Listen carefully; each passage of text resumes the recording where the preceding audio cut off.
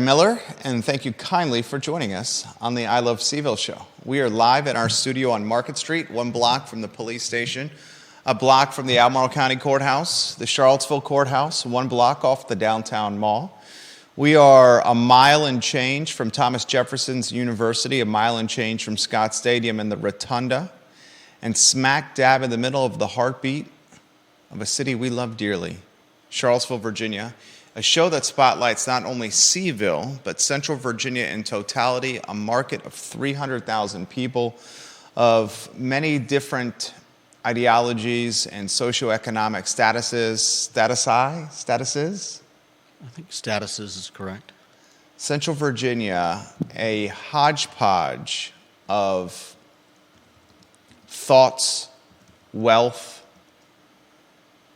habits, human behavior, which makes the region interesting, which creates tensions and frictions and dynamics that we highlight often on this program, and we will today.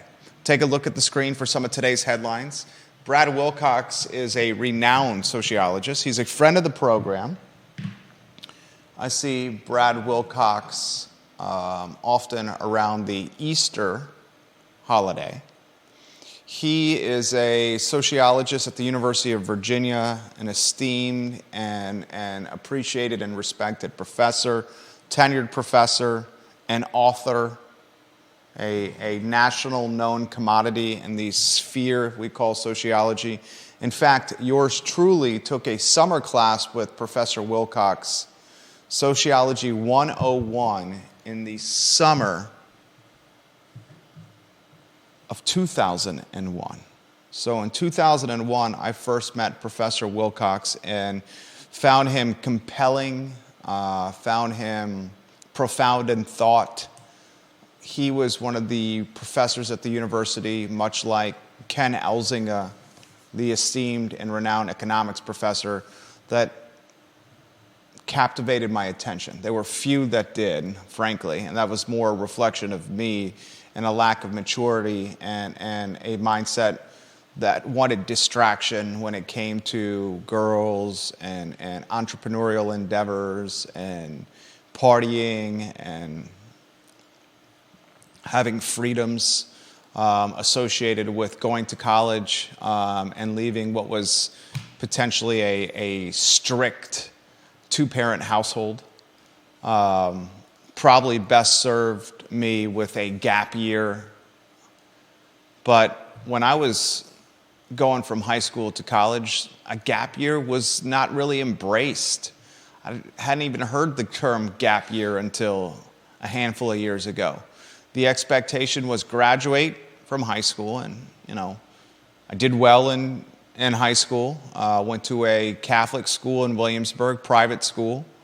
Did well on standardized tests, had all the extracurriculars and the clubs and the sports and the leadership boxes checked on my college application. Got into the University of Virginia early and frankly started coasting. But Wilcox, he had a way of connecting with students that I found compelling in the summer of 2001. And Professor Wilcox has authored a book that I want to highlight on today's program.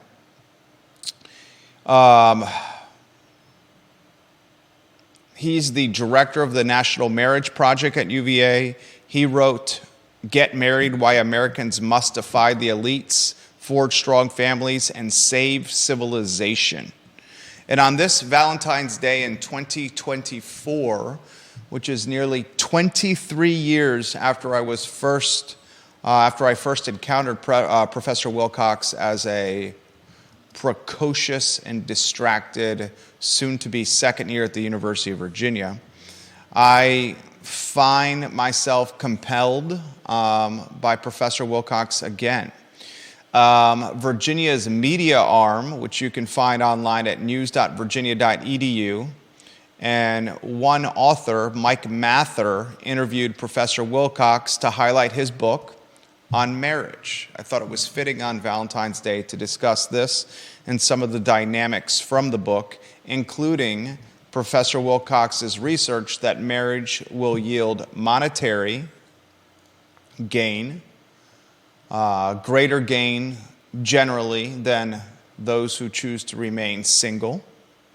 Marriage yields more happiness than those who choose to remain single.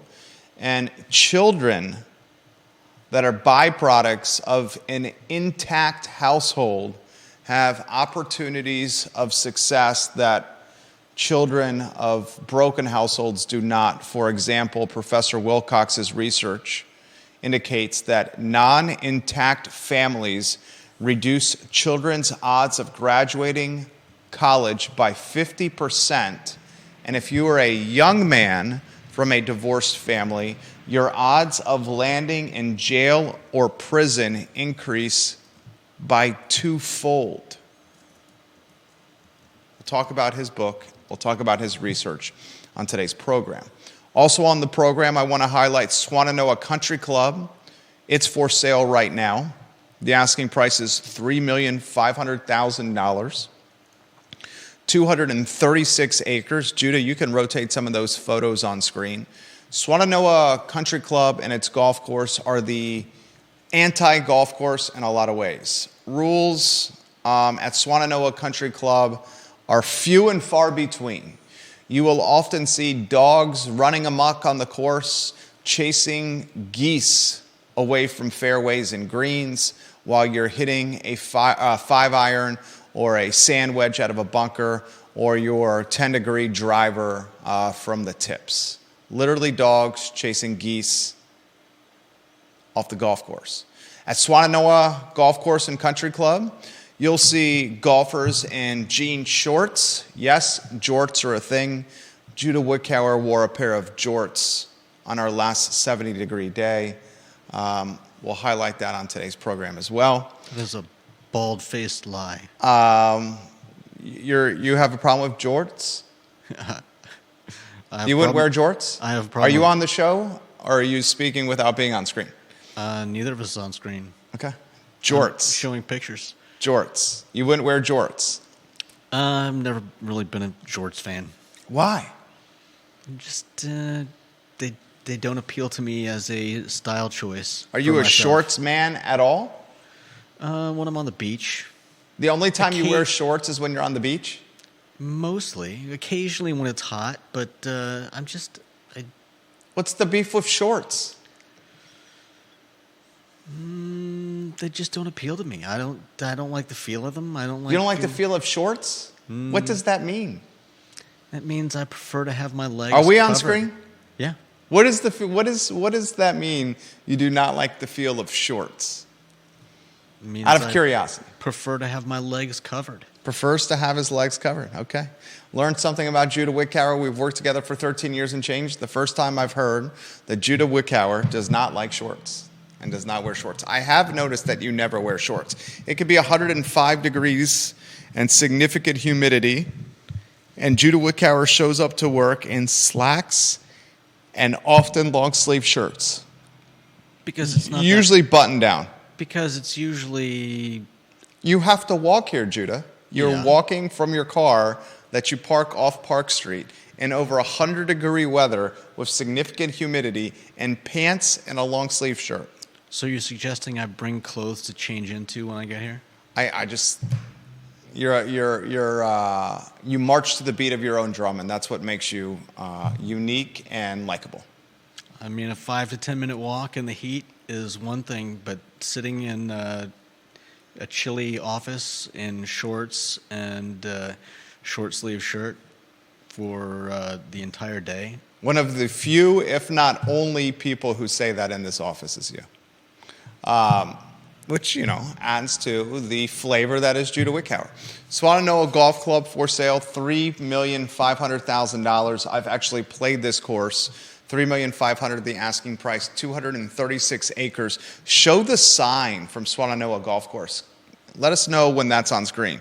It says literally on the sign outside the country club in air quotes. Look at rule number 3 under course rules. Must wear shirts. You must wear shirts. at Swannanoa Golf Club, a rule that must be put on the sign outside the air quotes clubhouse. How do you know you're in the country? I have played this course. I have seen jorts, dogs chasing geese. I've seen many golfers riding the back of a golf cart, not sitting in the golf cart, but riding the back while standing of a golf cart, shotgunning Budweisers as their mullets flow in the wind of an 18-mile-an-hour breeze from the golf cart hauling tail over and around a bunker on the 6th hole of this course. You have not lived until you have seen one of the Shenandoah Valley's finest in jean shorts, jorts, a cutoff flannel red shirt, a meshed hat, mullet blowing in the wind, shotgunning Bud Heavies while standing on the back of a golf cart as it hauls tail down the 6th hole, weaving through and around bunkers. $3,500,000 asking price for 236 acres, an extraordinary opportunity as it's being marketed by Tim, is it Michelle? I would say it's Michelle of McLean Foster. Might be Michael. He says the Swannanoa Country Club is currently a beautiful, beloved golf course sited on the top of the Blue Ridge Mountains, 20 minutes west of Charlottesville, UVA and convenient to the valley. The property is being offered as is. It has great potential for residential development, vineyards. The owners make no representations regarding the golf course business. I would imagine the golf course business is struggling mightily. That's me offering that perspective. That's not in the listing. The Swannanoa property is located adjacent to the Shenandoah National Park, the Blue Ridge Parkway near Wintergreen, and the Crozet Tunnel. This is breaking news. You'll see this in the traditional media cycle. This is part of the late Phil Delaney estate that's being piecemealed by, slowly coming to the market by his heirs in the next generation. Remember the former, was it Virginia Oil? Site on Ivy Road is currently on the market with the fantastic real estate firm Frank Hardy, friend of the program, having that listing.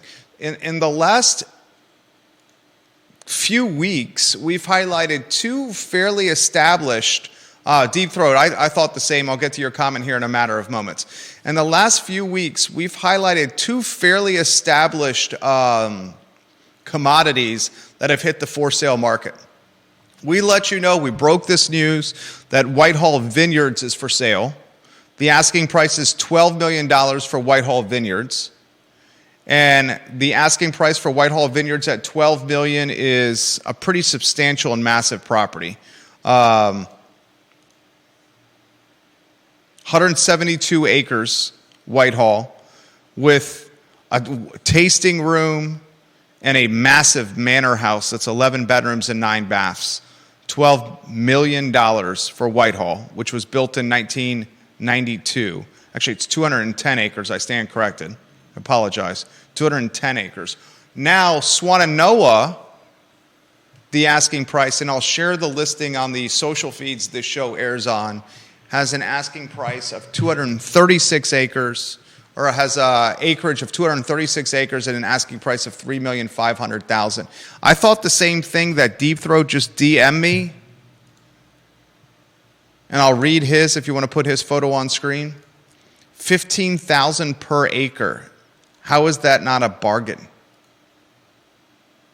And he says, you think Swannanoa is a development opportunity rather than a sale of going concern public course. I think it's definitely a development opportunity and not a golf course. I'm going to take the link for Swannanoa. I'm going to put it in the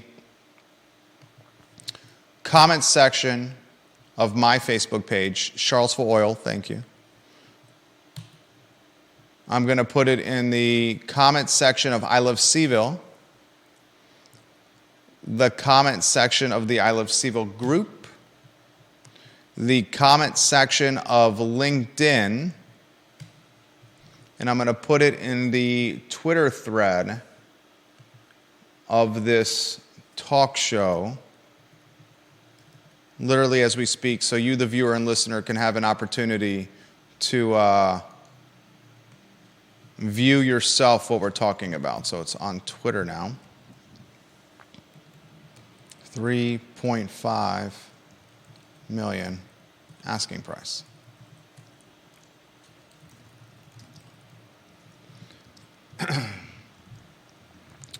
I think this is a development opportunity. I think that's the play here.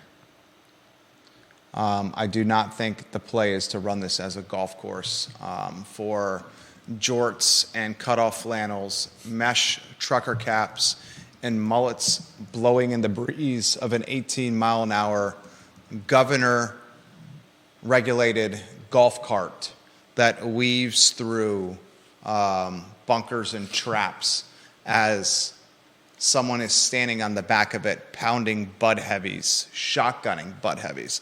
I would imagine the meme accounts is going to have, or will have some fun with that golf cart reference in yours truly. No doubt.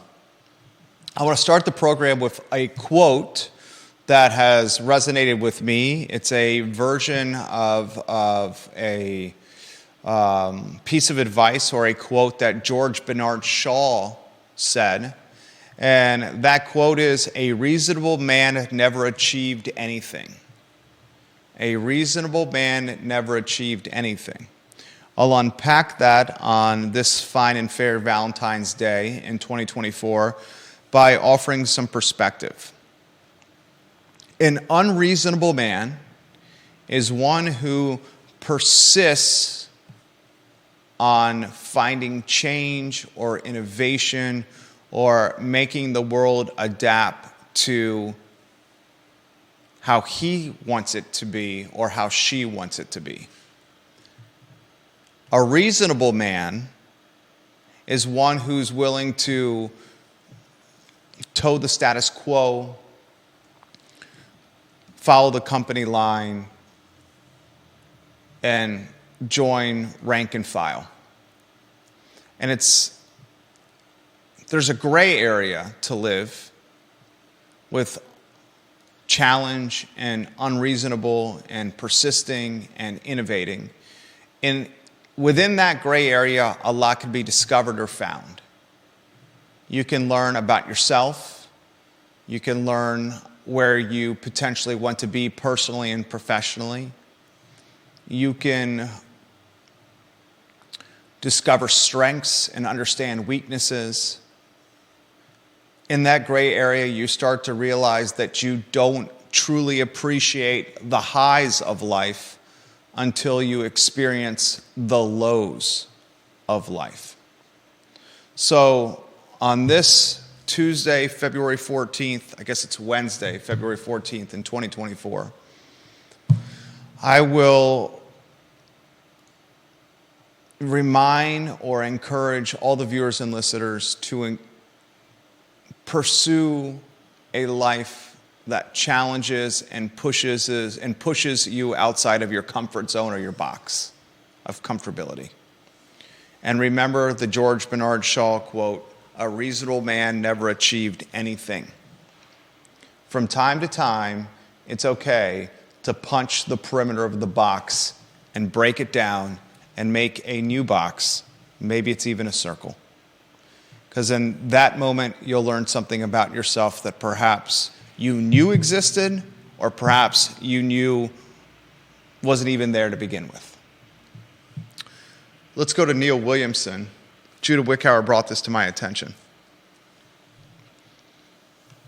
We appreciate the president of the Free Enterprise Forum quite a bit. He watches this program. In fact, we should get his photo on screen, even if he has not commented or watching. Oh, I think he is watching the show. He wrote this yesterday. Should have brought this up yesterday. Is his photo on screen, Niels? Yep. It's a good man, that Neil Williamson. Mm-hmm. In the ilovecville.com viewer rankings, the power poll you can find online at ilovecville.com/viewer rankings. It looks like you need to update the headline to include today's date. You still have December 18th on there, J-Dubs. Neil Williamson is ranked in our poll 19. On his website, the Free Enterprise Forum, this particular writing is not a long one, or analysis blog post is not a long one, so I'm going to read it verbatim. And I'll start with the headline. Free Enterprise Forum, fantastic website. The headline is, "A Home Without a City is Charlottesville Abandoning Citizens."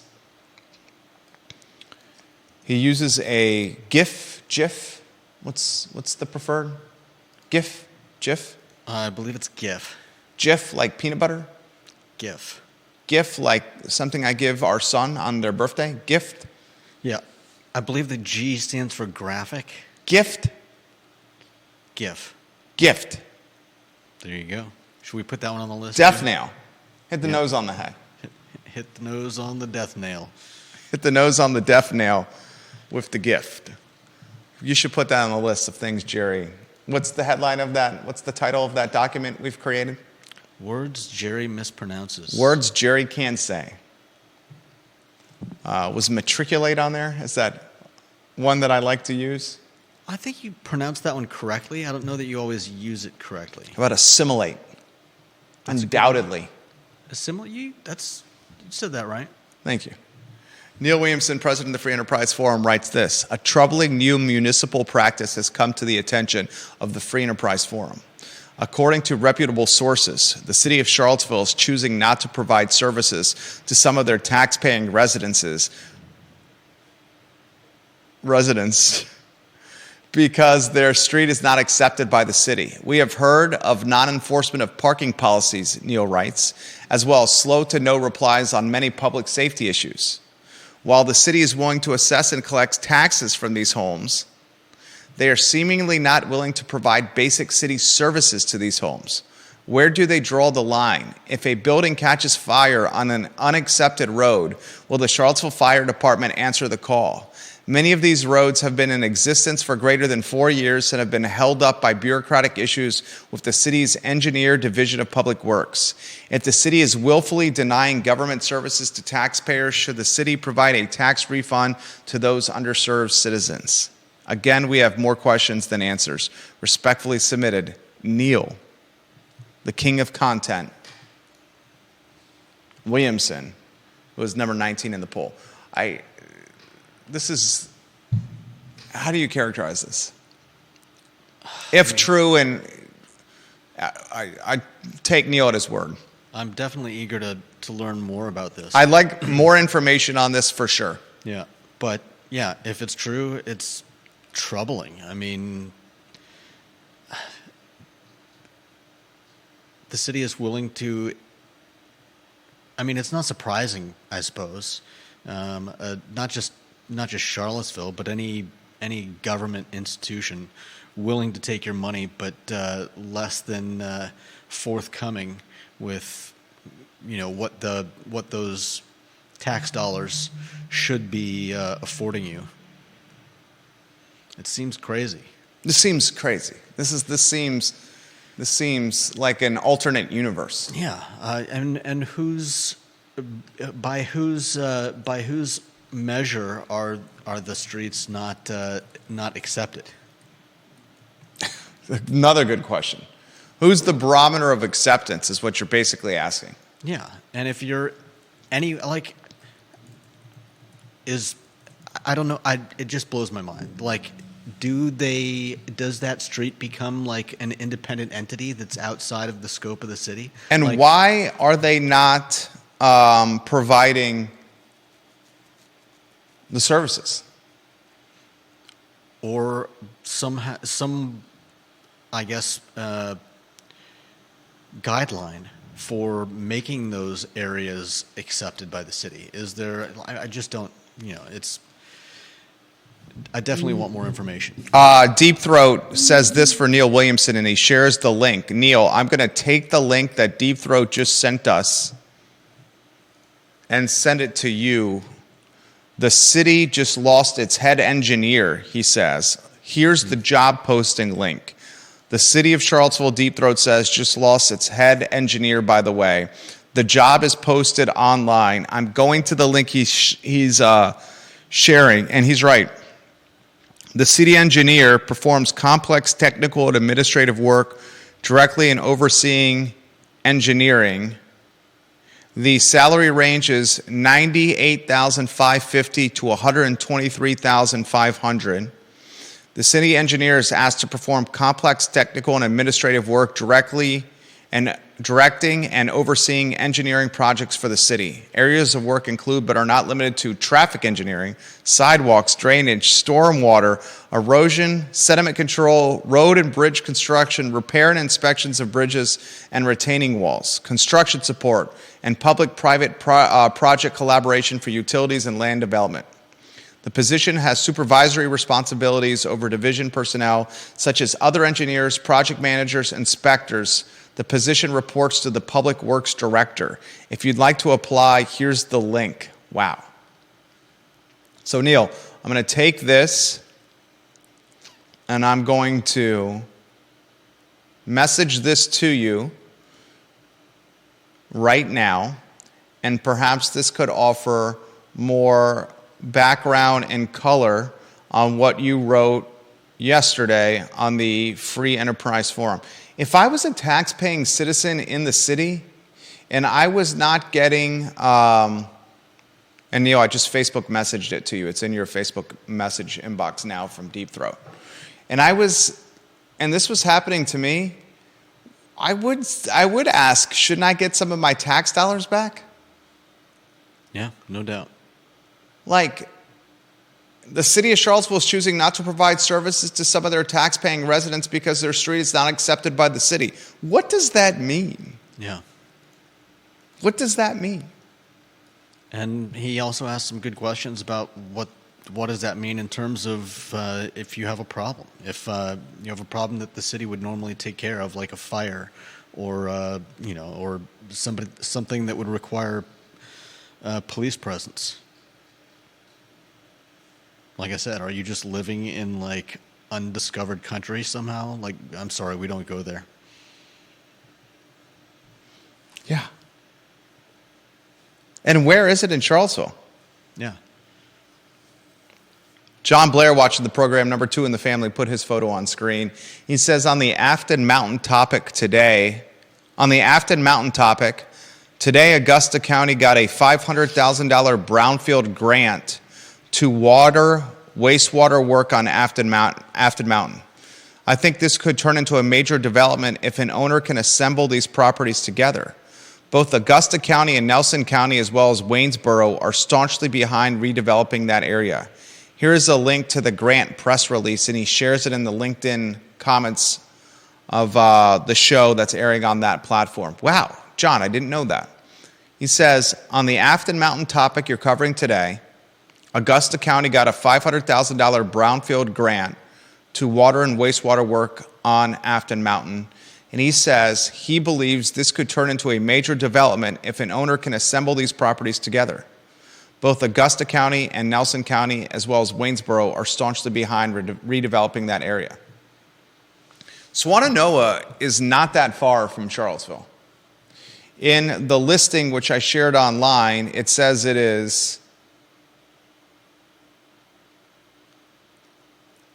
I wouldn't say it's 20 minutes. It says 20 minutes west of Charlottesville. That's a little smoke and mirrors there. It's a little longer than 20 minutes, but there's a lot of opportunity here. I would also love to see if Sir Neil Williamson has more perspective that he can share, because we would love to highlight it on the show. Johnny Ornalis, Guadalajara, El Mariachi, and Mexicali, welcome to the program. Kevin Yancey, Philip Dow, Ginny Hu, welcome to the program. Thank you kindly for joining us.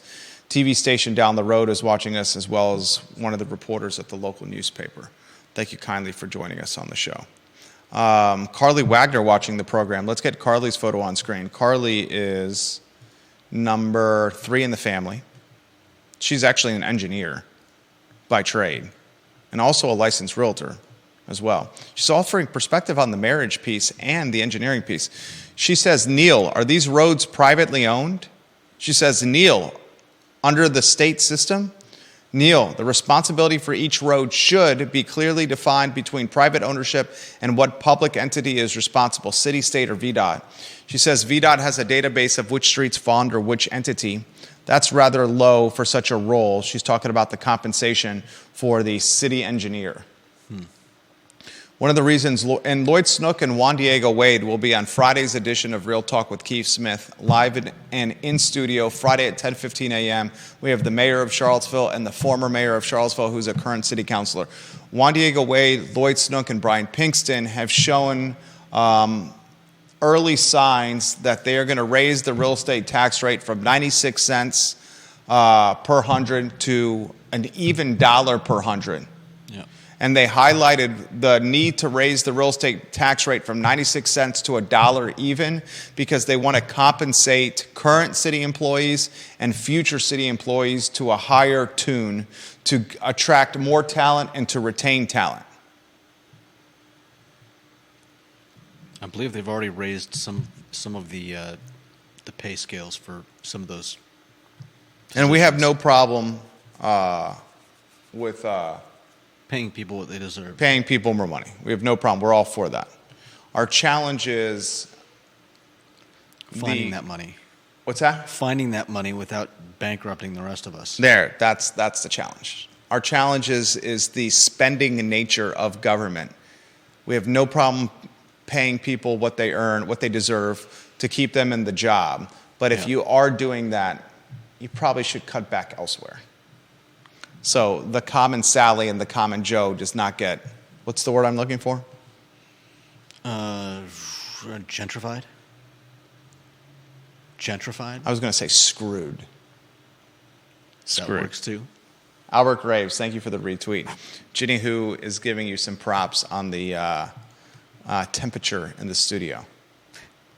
There's one person on your side right there. All right, I want to get to Brad Wilcox. Brad Wilcox is a sociologist. He's a PhD. He's a professor. He's a known commodity in sociology circles, I would say worldwide. Worldwide. He's got a book that is called Get Married, Why Americans Must Defy the Elites, Forge Strong Families, and Save Civilization. He claims in this book that getting married and staying married is one of the single biggest predictors of wealth, success, and happiness in life. He's got a bunch of research to back this up. This is the same Brad Wilcox who's the director of the National Marriage Project at the University of Virginia. I first encountered Brad Wilcox as a soon-to-be second year at the University of Virginia, summer of 2001. So I've known Professor Wilcox for, almost 23 years. Nice. I've had the fortunate experience of enjoying some Easter festivities with Professor Wilcox over the last handful of years, as his in-laws are our neighbors. Oh, okay. His in-laws, fabulous people. Brad and his wife, absolutely fabulous. Interestingly, Brad met his wife Danielle as a fourth year at the University of Virginia. He attended Thomas Jefferson's University as well, and he's been married for 28 years. He's got two fantastic daughters that we, my wife and I, cross our fingers, would be willing to babysit our two boys. A couple things that stood out for me from the Q&A that Virginia's media arm did with Professor Wilcox as he's releasing this book. This is an interesting one. Children of divorced families are 50% less likely to graduate from college. Boys of divorced families, their odds of landing in jail or prison increase by twofold. Yeah. Twofold. Boys of divorced families. He also describes what is a new mentality among Gen Zers and young millennials. It's called the Midas mindset. I've never heard of this term, the Midas mindset. I hadn't either. And the Midas mindset is the idea, Brad Wilcox says, that what really matters in life is education, money, building your own brand, and getting a great career rather than focusing on getting married and having a good family. The mindset of society and mankind has changed. Boomers, you are what generation? Can we get the generational chart on screen? What are you? I believe I'm Generation X. Let's see. You're Gen X, the generation right before millennials, right? Yes. What is the age range for boomers? And you're putting the chart on screen? Chart is on screen. Boomers. That's crazy. I wonder if there's any flex in that. My dad actually. You're getting distracted. The age of boomers, 1946 to 1964. Okay. So, 79, 78 years old to, or that's the high end, and 64 would be 58? 60. Yeah. 58, 59, 60. Yeah. Okay. Gen X? Gen X, 65 to 1980. So you've got... We're not going to test our arithmetic skills live on air. That's Clearly, they're a little rusty, probably because we have calculators on our wrists and in the palm of our hands, and we don't need to actually do math anymore. Just like we don't have to spell anymore. Just like we don't have to write sentences anymore. Just like we don't have to do cursive writing anymore. My son in kindergarten is learning cursive and penmanship, and it just blows me away. Like watching him do. My cursive was always terrible. Cursive. Here's the point of what we're getting at. Boomers, Gen Xers, and I would even make the argument for old millennials.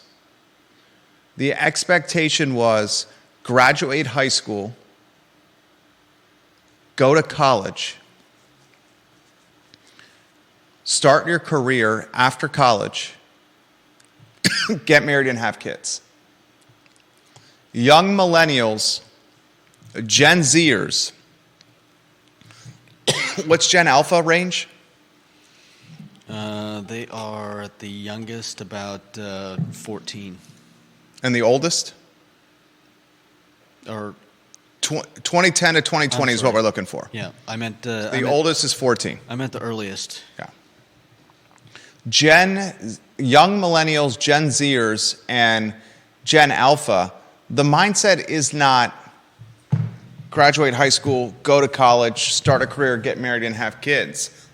The mindset now is go finish high school, find yourself, discover yourself. Gap year, NEAT, the acronym, not employed, educated, or training. Yeah. We just learned that term, NEAT. Not seeking employment, education, or training, NEAT. Mm-hmm. And according to Professor Wilcox, this Midas mindset is one of the reasons he predicts more than 1 in 3 young adults will never marry. He said that will be a record. 1 in 3 young adults will never marry. That's why he encourages his students not to pursue the Midas mindset. He says his research indicates marriage is a more powerful predictor of happiness than money, than the degree on your wall or a job, and nothing compares to a good marriage when it comes to forging a meaningful and happy life, according to his research. Let's unpack this. It makes sense. The money piece makes perfect sense. You get married, if you have dual income, you're going to have more money. If you get married, even if you have a singular income, you're going to probably be budgeting and more conservative with your finances because you have other mouths to feed. No doubt. You get married, probably your likelihood of getting a mortgage and owning a home increases. You get married, the likelihood of savings is going to increase because you have to plan for the worst in some circumstances. Yeah. If he predicts 1 in 3 young people will not get married, what is the byproduct of that? I mean, China is currently, I think, staring down the barrel of that gun. Population decrease. It's crazy to think that just, 2 or 3 decades ago, probably more like 3 to 4 decades ago, people were worried about a population explosion pretty much destroying the world. I guess we're not worried about that anymore. And you spoke in the beginning of the show of marriage and how it's being portrayed by media. Not just media, but, I mean, he says it himself in the, talks about left-leaning mainstream media figures saying marriage is bad. And it's funny that he says the left-leaning people are saying this to the women, that women don't need to get married. And apparently the right-wing media figures are telling the same thing to men. Men don't need to get married.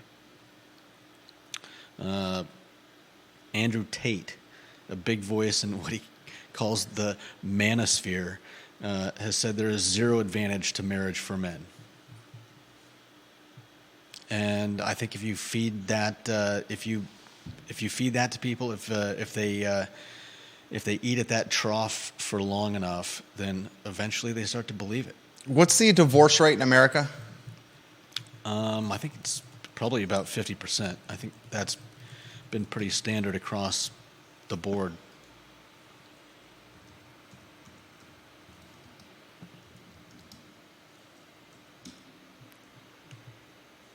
See if you can find the U.S. divorce rate. I guess I was wrong. The reality, it's commonly said that half of all first marriages end in divorce. However, the reality is more complex. The American Psychological Association estimates that the probability of a first marriage ending in divorce within the first 10 years is approximately 33% in 2023. Still a pretty high number. Yeah, 1 in 3.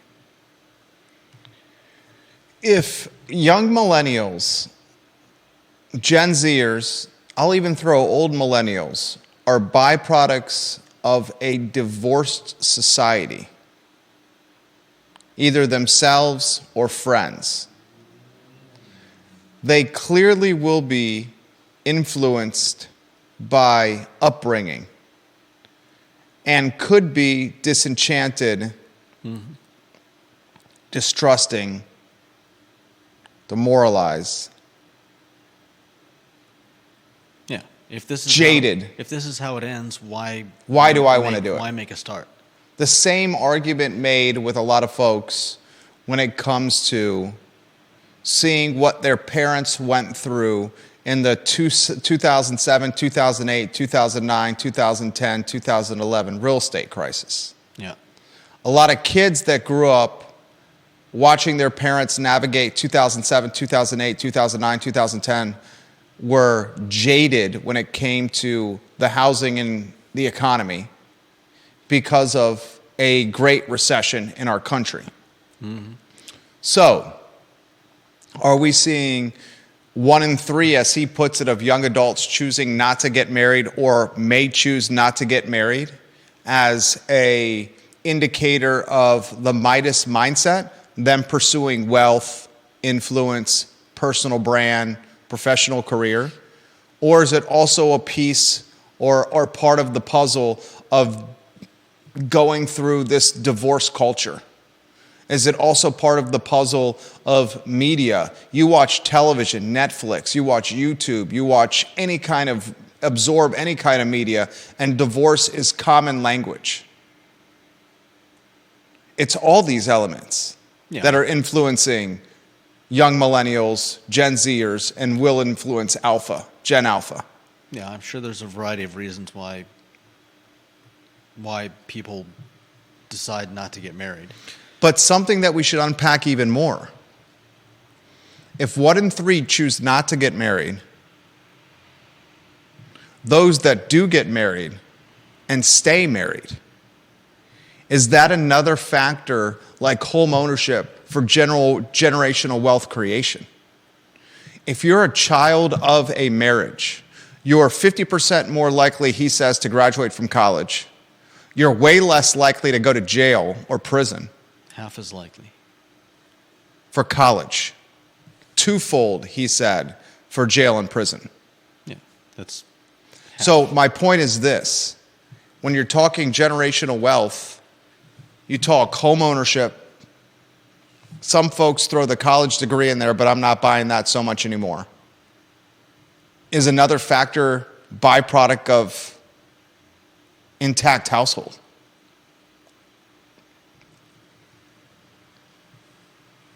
Yeah. I think there's going to be a variety of reasons that that make people make the decisions they make. Some of them are going to be some of them are going to be responses to marriages they've seen not work out. I think some of them are, as he mentioned, they're going to be just a sense that it's all pointless or that it's not going to work out. That dating is changing and is no longer, you no longer just like go to the hop and dance with a girl, Go to the hop? Yeah. What? What is the hop? Go to the hop and dance with a girl? What are you, Marty McFly?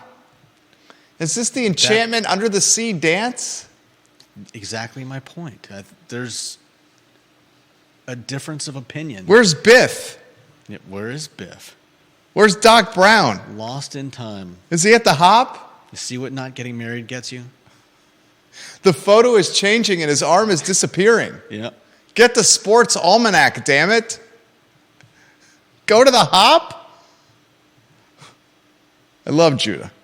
All right. Personal question. You don't have to answer if you don't want to. Challenging question and applicable question. You're a single man. Does this concern you? Are you going to go to the hop and look to find a partner? And what are your dancing skills like? I've never been much of a dancer. Probably because I didn't go to the hop enough. Or you're not wearing the jean shorts. Yeah. And you're wearing the flannel button down in the pants in the 100-degree summertime. Yeah. I know. I also don't have the... Genuine question. Does this worry you? Yeah, it worries me. I think it should worry all of us. We're looking at the gun that China is currently terrified by. They spent so long telling people that they couldn't have more than one child, and now they're looking at a population decline that's gonna have a massive effect on their economy. And I think the United States will eventually be facing that same gun. We're going to look back and say, "Oh man, we've done something horribly wrong in the way our country is developed, and we spent too long watching families fall apart until it came to the point where we're at now, where, as he suggests, one in three young people may never even consider getting married. And what is that going to do to 1 in 3 is an astronomical number. Yeah, and what is that going to do to our population? And what is that going to do? Okay, I apologize for interrupting. What is that going to do in comparison to those that choose to get married? It's going to further the wealth divide.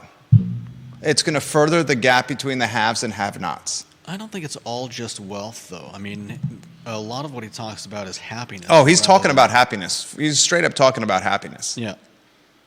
He's talking about happiness before wealth. Go ahead. Keep going. You're on a roll there. I apologize. I mean, I think you're right that there will be a wealth divide. There will also be a happiness divide. I think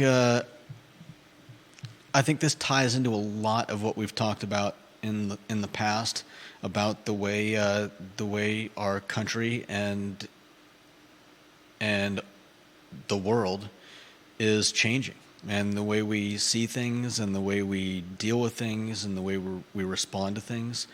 And I don't think we've fully seen the effects of kids on iPhones and iPads. And we haven't all truly. day. God, you're on a roll here. Keep going. Keep going. We haven't seen the effects of. We haven't seen the full effects of COVID. Of fear. We haven't seen the full effects of social anxiety associated with screen times.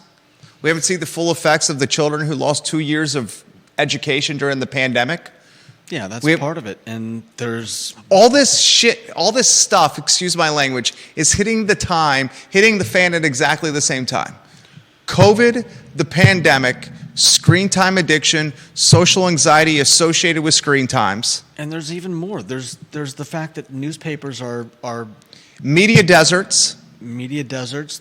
I read something recently saying that there is a conspiracy theory where people believe that at some point so much of the internet is going to just be bots writing comments and influencing how you and I see things. We saw that perhaps with Russia and the first Trump run for presidency.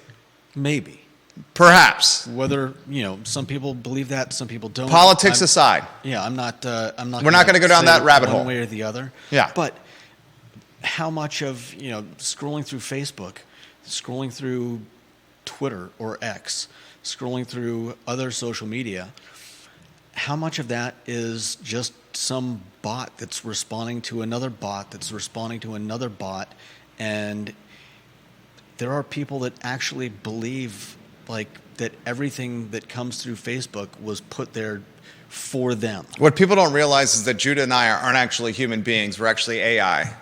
Well, you're interacting and watching artificial intelligence right now. In fact, if I go over to Judah by his chair, I can peel the skin off his face and it's going to be nothing but circuit breakers underneath. He makes a really good point.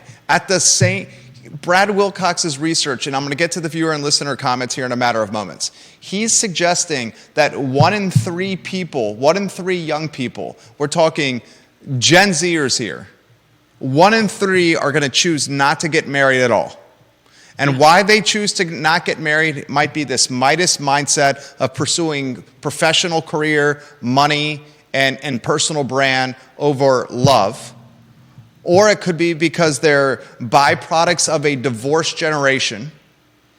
It could be that they see the horrors in the modern world and think to themselves, I want to stay to myself. Why would I foist this on another generation? At the same time, this is materializing. This dynamic is materializing at the same time that we don't even understand what's happened truly yet because of COVID and a pandemic, when 3 years of our lives were flipped completely upside down, especially young people. Especially the same Gen Zers who fit this 1 in 3 mold of not getting married. The Gen Zers that he's talking about, the ones in his college classes now that he's talking about, are the ones that went 2 to 3 years of their lives dramatically impacted by COVID. Yeah, no doubt. What has society or government or fear or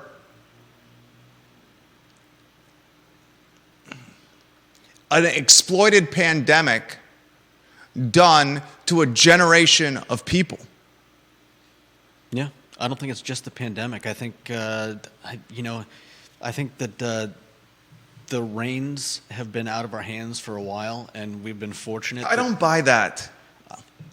I don't buy that. That's a fear mentality. The reins are always in my hands.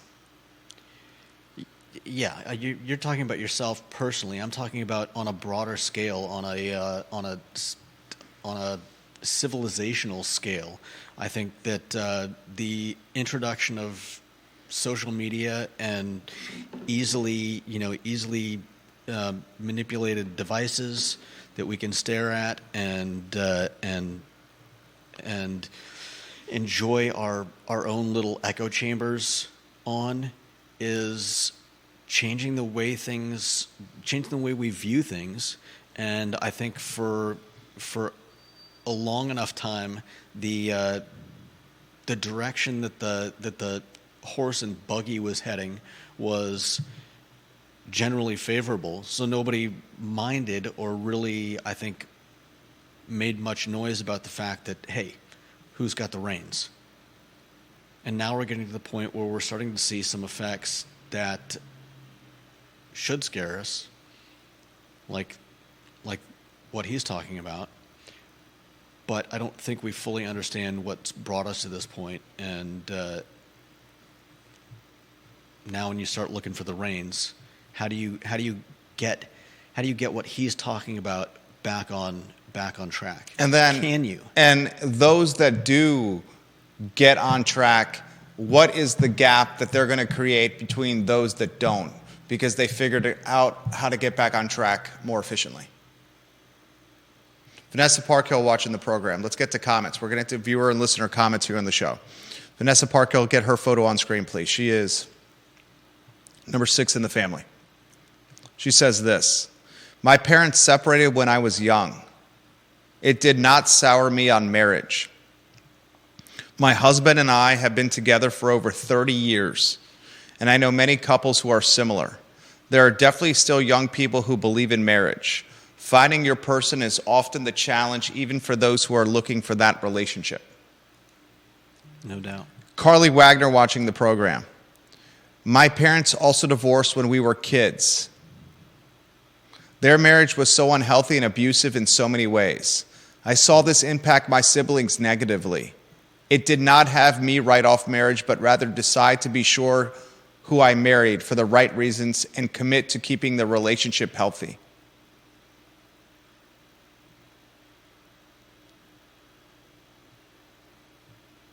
Good comments right there.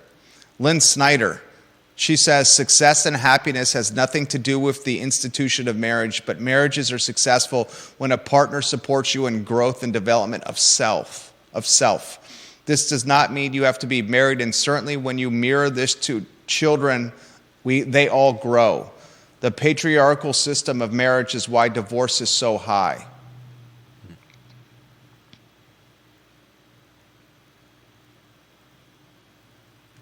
Kate Shart's watching the program.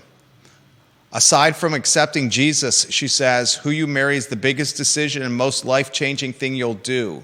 It makes everything better or everything worse depending on who you choose. That's why I am already praying for my kids' future spouses, even though they are all 10 and under. She's a great mom. I know Kate personally. She's a fantastic mom of 4. Randy O'Neill, the skeptic, says America has never thought about making healthy people, healthier families, stronger, or safer.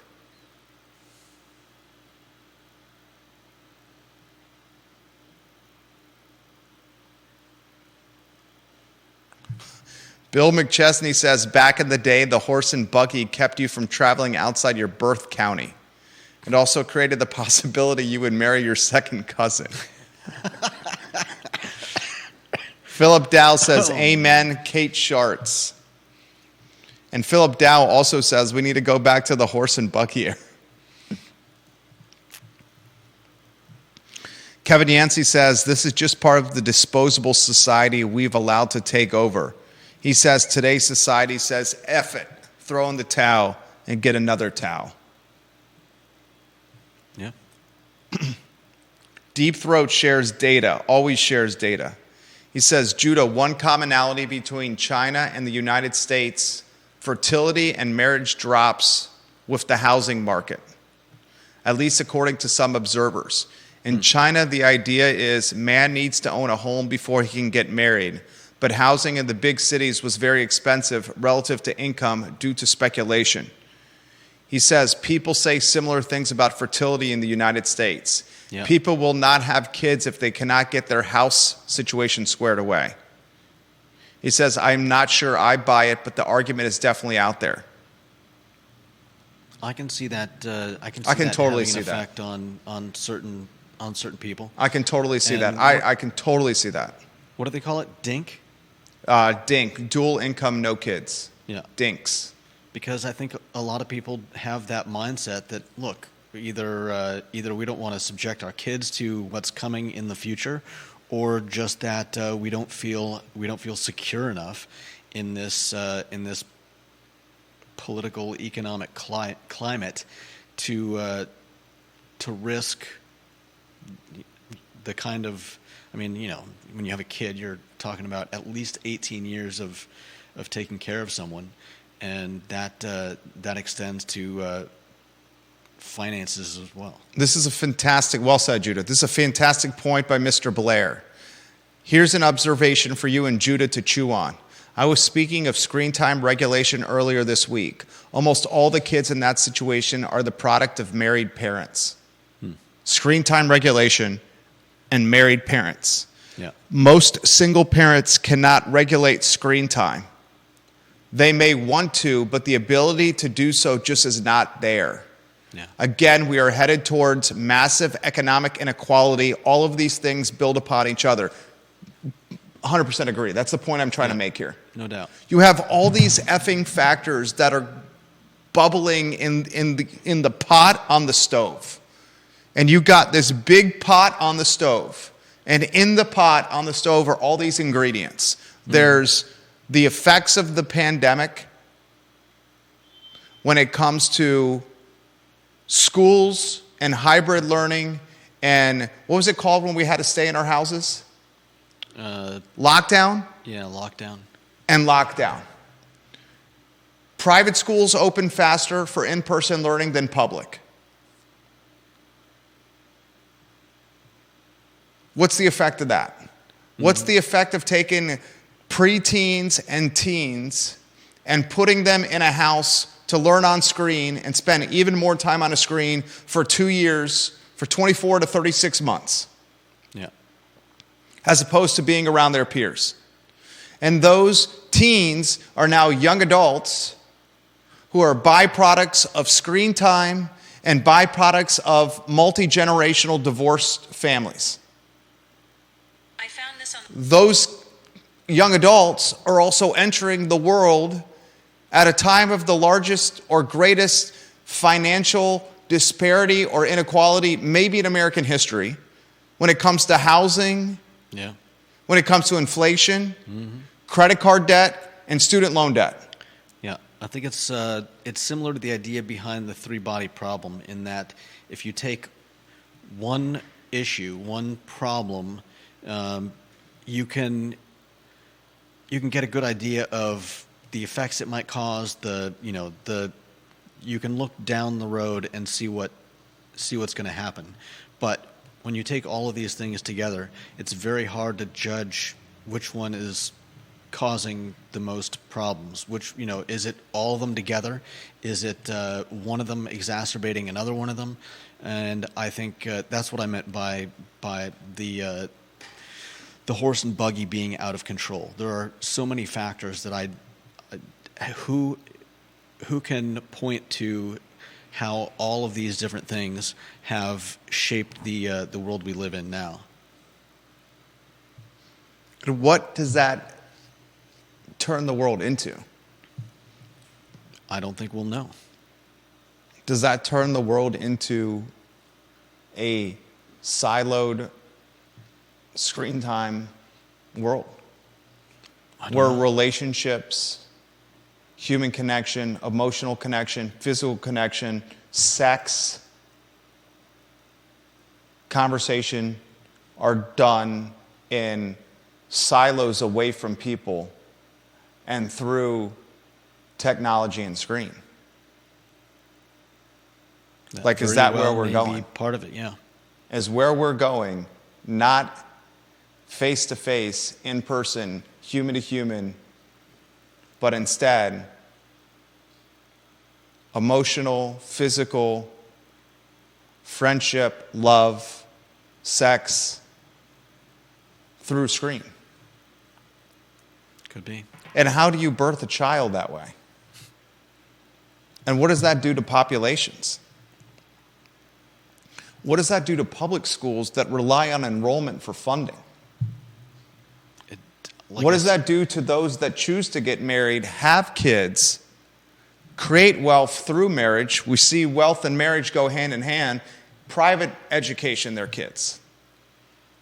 Does that further divide in future generations with the haves and have-nots? It's effing terrifying. I think there are far-reaching consequences, and I don't think we fully. He touches on, like I said, if you can look at. I need to get Brad on the show. If you can look at. Should I get Brad on the show? Sure. Like I will text Brad Wilcox. I swear I will reach out to Brad Wilcox. I think it'd be fascinating to hear what he has to say in a broader, more open platform. I hope someone has reached out to Brad Wilcox and let him know we're giving him props on this program. His in-laws are neighbors. It's 1:45. We have the juicy details at 2:15. Mm-hmm. We can continue some of this discussion tomorrow. Unfortunately, I'm not getting to the Dave Matthews topic for a second straight day. I do have a Dave Matthews story I want to relay. He was nominated for the Rock&Roll Hall of Fame. The University of Virginia was also pummeled by the Pitt Panthers last night. Pittsburgh looked dynamic, like they were unstoppable. I'm not panicking when it comes to Virginia. I still think it's a tournament team. I'll close with what I started with.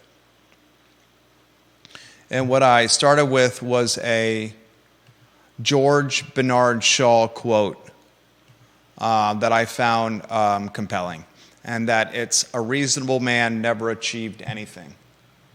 You ask my wife, she would probably call me unreasonable. Push yourself out of the status quo.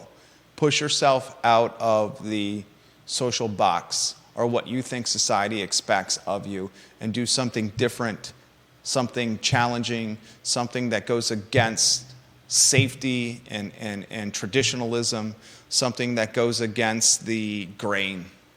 And I think what you will find is you'll learn something about yourself that you may have known was there, but were afraid to pursue it, or you will find something about yourself that you may not have known was there at all. And I think you'll find that the highs in life require you to experience the lows first. Because when you've experienced the lows, then you know what the highs feel like, and you want to pursue them even more. It's my 2 cents on the Valentine's Day edition of the I Love CVille Show. We've gone an hour and 15 minutes on this program without stopping, and I think Judah Wickhauer did a fantastic job today. So long, everybody, and thank you for joining us.